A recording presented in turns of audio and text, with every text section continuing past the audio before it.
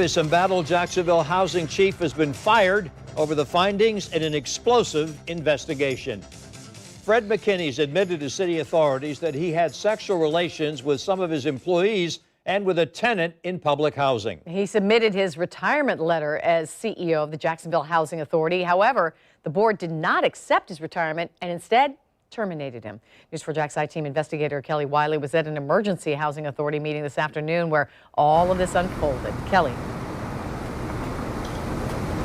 Well, right off the bat, almost all of the commissioners expressed frustration, disappointment, shock with what they read in this report. We also found out in the meeting that hours ahead of this emergency meeting, the CEO actually handed his resignation to the chair of the board. And his attorney was present today. He actually read part of that letter out to the board and the people that were attending there. The board decided not to accept that resignation after talking to general counsel, and then they moved to unanimously fire CEO Fred McKinnies. One commissioner saying they really needed to send a very clear message. Everything he did was wrong. Every single one of those allegations was worthy of him being removed from this position, from taking the tickets to the relationships he was having and the way he was treating his employees. Every single one of those justified him being removed. Trying to, at the last minute, save your reputation by resigning, that's unacceptable. We needed to send a clear message that we were not going to let that happen, that we were going to punish this bad behavior, and that's what we did. And the other part of all of this are the policies and procedures. In the Inspector General's report, a lot of it focused on the fact that there weren't policies and procedures to actually cover and discourage the misconduct that was detailed in the report. Even this CEO succession plan that we were all handed out as we came into the board meeting, it outlines what's supposed to happen when the CEO steps down or if and when they're fired.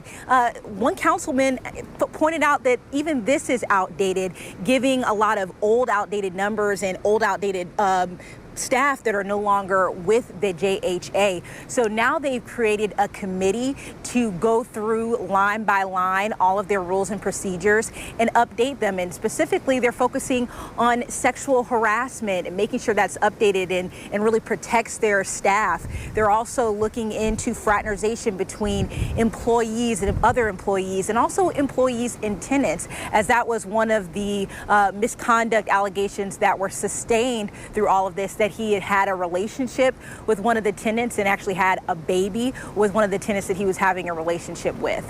The other part of this, and we asked one of the commissioners a question about this, was who knew what when.